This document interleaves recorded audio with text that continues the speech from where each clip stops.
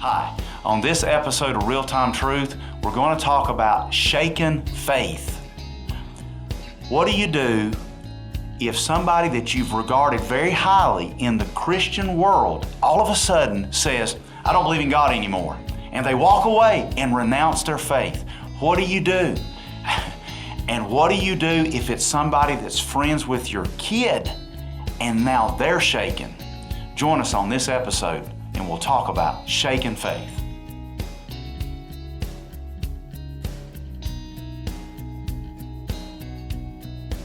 Welcome to another episode of Real Time Truth, where in 19 minutes you're going to get a biblical perspective on things you deal with every day in your home, work, church, and in the surrounding culture. I'm Matthew McNeil. And I'm Pastor Kevin Brown. Thanks for joining us. And today we're talking about, I don't know how else to put this, it's like Christian artists that come out, so to say, or Christian leaders who come out, and that's not a great way of putting it, but basically renounce the faith that they once proclaimed. If there's someone that you respect greatly, that can be jarring. Of course it can. In fact, it can shake your faith. We've talked about this. Somebody that you've grown to respect, you pick it. I mean, you've listened to them sing for years. You love the lyrics of their songs. It brings you comfort and peace. And now all of a sudden, they walk away from the faith. Some Christian author that you've read his book and it's meant a lot to you, and they walk away. Somebody that you've listened to their podcast and it's great, and then they all of a sudden renounce that they don't even believe in God. Exactly. Goodness. And you've named several people that I'm thinking of right now. Most recently was Jonathan Steingard, the lead singer for the Hawk Nelson Band. If you're a contemporary Christian music fan, you know who that is. But they were not a small band. Yeah. And he was in a series of Twitter, tweets. Yeah. He basically renounced his belief, admitting that he hadn't believed for a while, but he still had bills to pay. So he stayed with the band because he just couldn't afford to lose such a lucrative paycheck. But when the band parted ways, he didn't feel the need to live a charade anymore. But what he did was, it was almost like sharing a testimony, and it's very alluring. Because what he essentially did was he flipped his message on Twitter. So he went from being this leader of a Christian band who was being an evangelist for Jesus to not just saying, I'm out.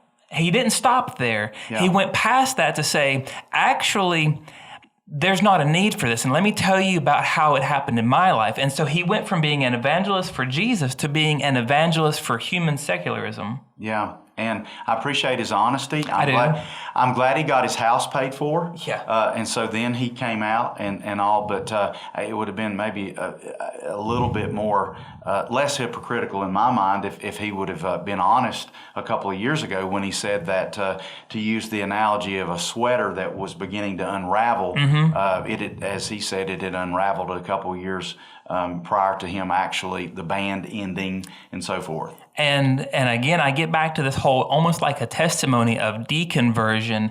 He gave that analogy, and honestly, if the topic of his series of Twitter tweets had been on anything else, then you would have looked at those tweets and said, that's a beautiful story.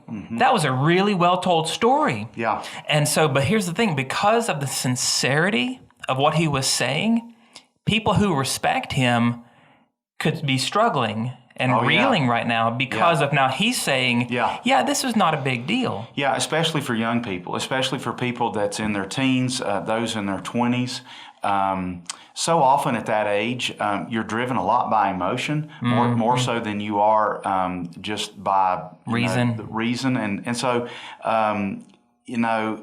I guess the thing that was interesting to me is how he talked about that he had a Christian upbringing, raised in a Christian home, but now all of a sudden he doesn't know God. And I love your analogy. Why don't you share with folks this idea of unknowing somebody? Well, yeah. I mean, it's a matter of, is this an idea that you know about or a person that you know? I think about being in a park. Okay, and you might be out there and somebody didn't come out with you, or maybe you took your dog out to the park and you're going to throw the frisbee and your dog just hasn't learned how to throw the frisbee yet. But there's a dude over there on the sidewalk and he's hanging out by himself, and hey, let's throw the frisbee back and forth. So you throw him the frisbee and he throws the frisbee back and you catch it and you throw it back to him. You may not even know the guy's name, but you don't doubt his existence because you literally caught a frisbee that he tossed you.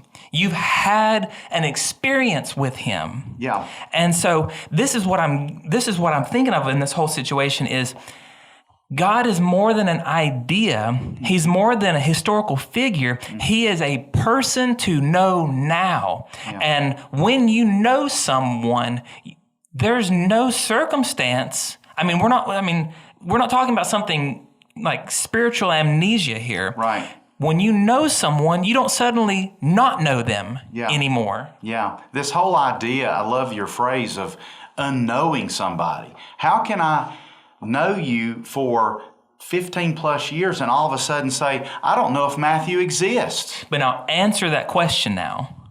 How could that actually be possible? It's possible if you never knew Matthew to start with. It's possible that so many people who claim to walk away from the faith never had a faith to begin with. And when you read in 1 John, when he says that they went out from us to show that they were never really one of us, or when you read about Jesus when he says, you'll know these people by their fruit, it's not just talking about Christians living in sin or anything like that. Both situations, Jesus and John, were both literally talking about false teachers. Yes. And that's what we're starting to see here, I believe, in the life of this person in Steingard's life.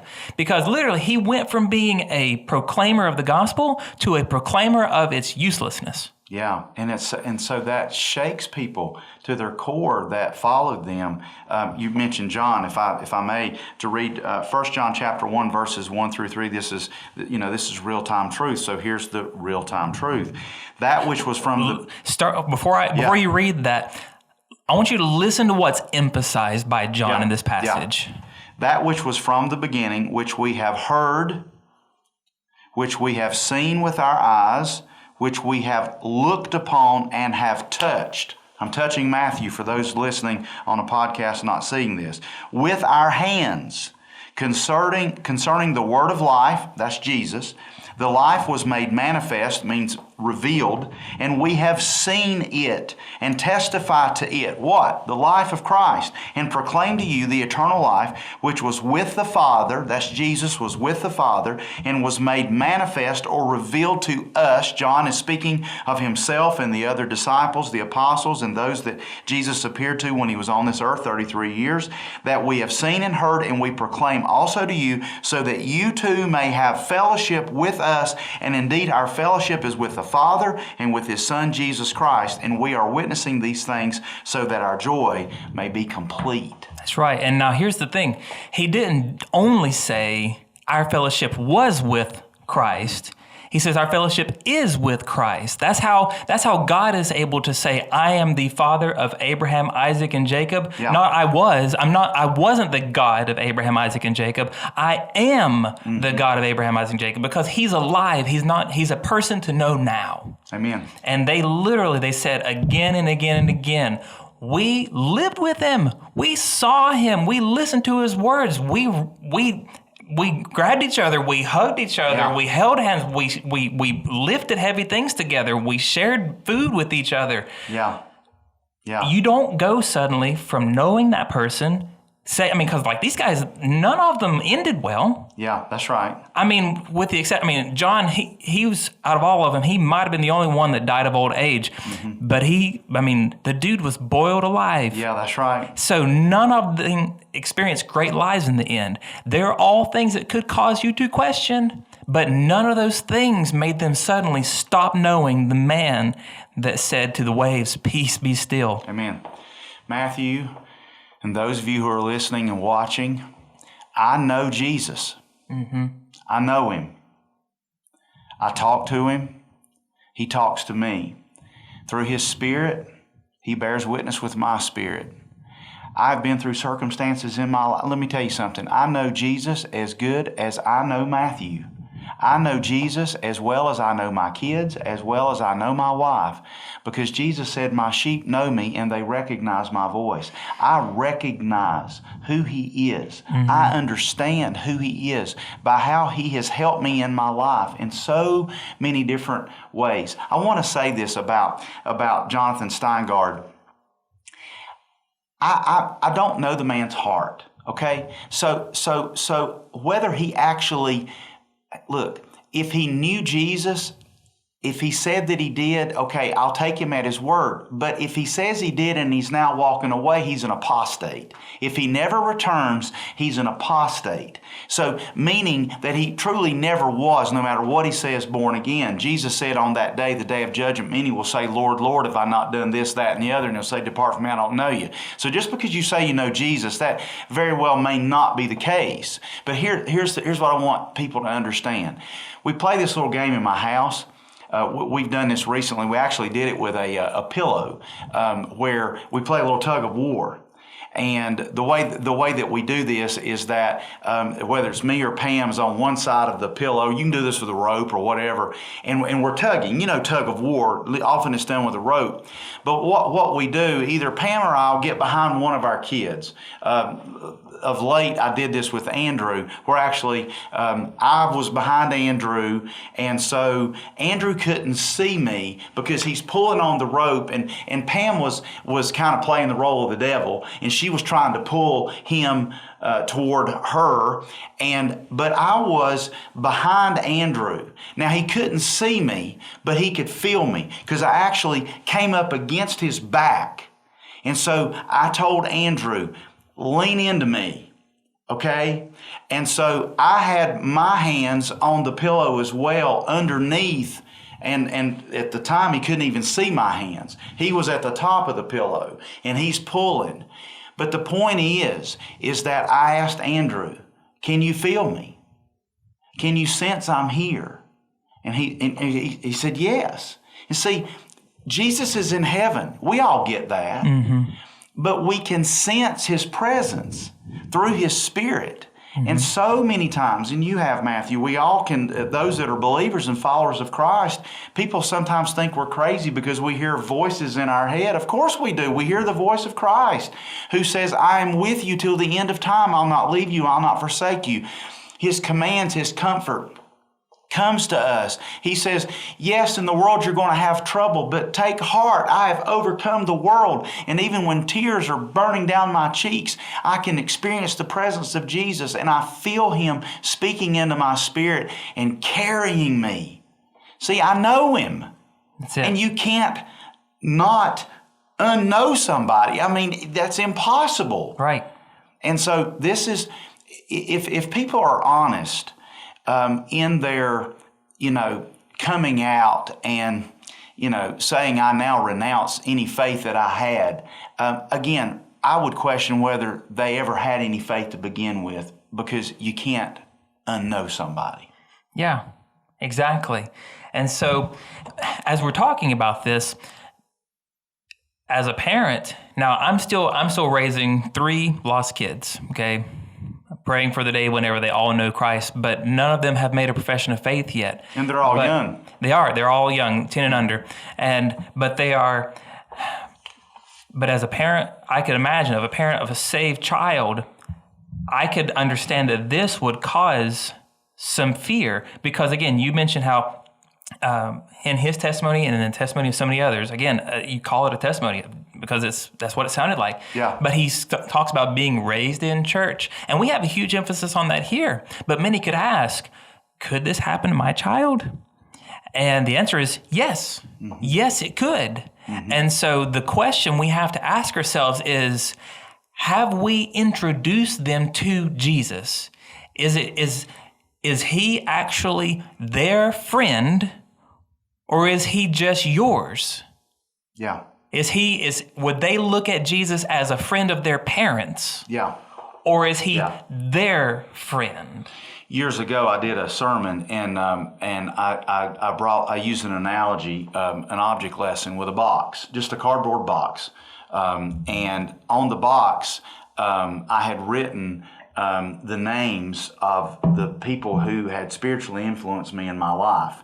But I said, this is my spiritual box.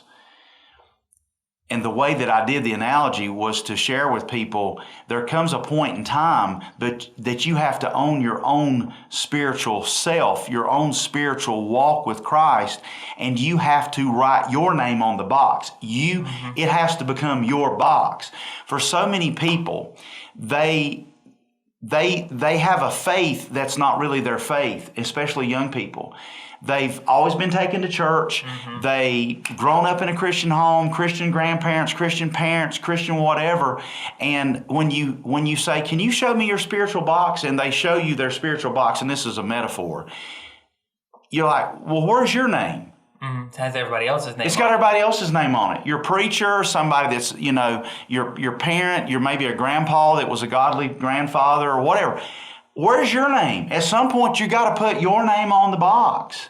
And my fear for a lot of people, this goes back to what we talk about a lot here on this podcast, is that especially for young people, they've never really met Jesus. They don't know who He is. And so their faith is coming to church. Their faith is being involved in some sort of youth program or children's church or whatever. It's activity. It is. And then what do you do with this? What do you do whenever one of those people whose name was on that box says, well, I threw my box away. I'm out. I threw my box away. Yeah. That's the testimony of a local pastor that I know, a beloved friend of mine, who he was led to the Lord in college by a young lady who then later in life said, I was wrong. I don't believe. Yeah. Yeah. I mean, forget like someone you respect walking away.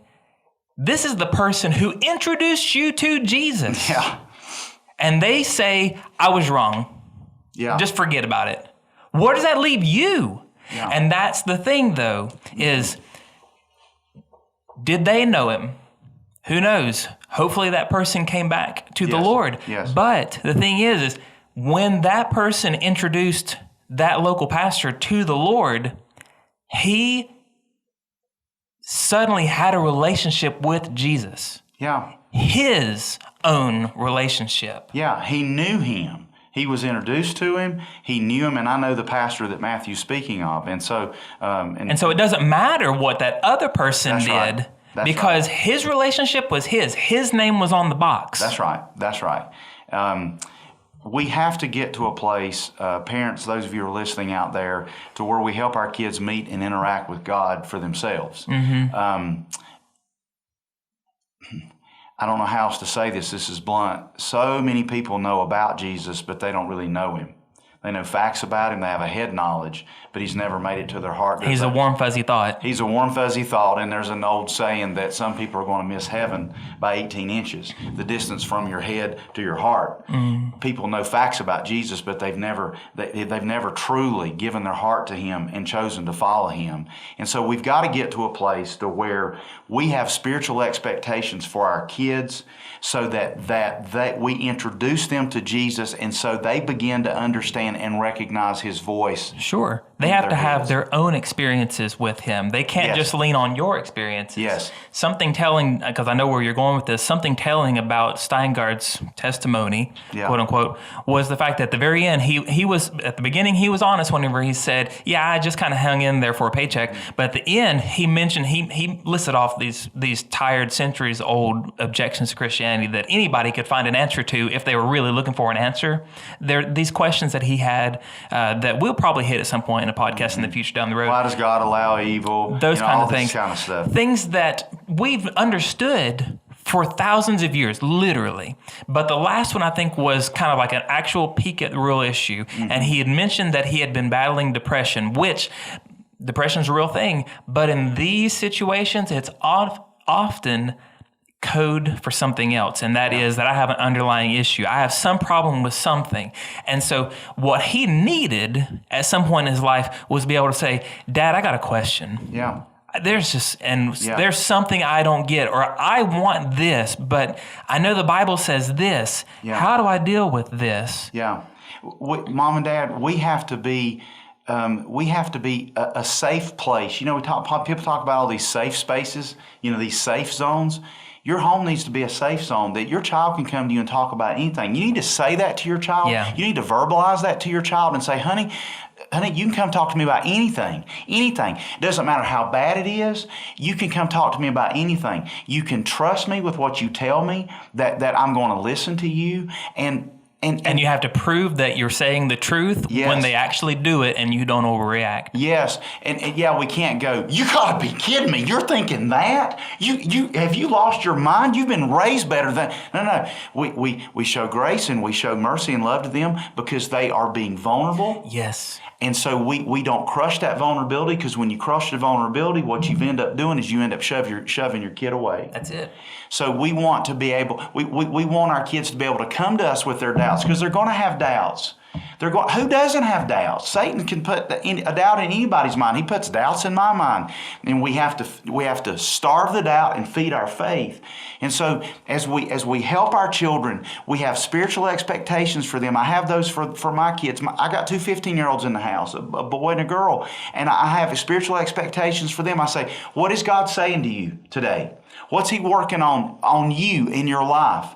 Tell me what. You go, wait a minute. You mean you expect me to ask my kid that? You know, that God's actually doing something in their lives? Yes, because if you know somebody and you're tossing the frisbee with them, you're knowing them. You have a relationship with them. Yes, you have a relationship around that frisbee. Well, yes. You can have a relationship around spiritual issues with your kid and pointing them to the Lord. Yes.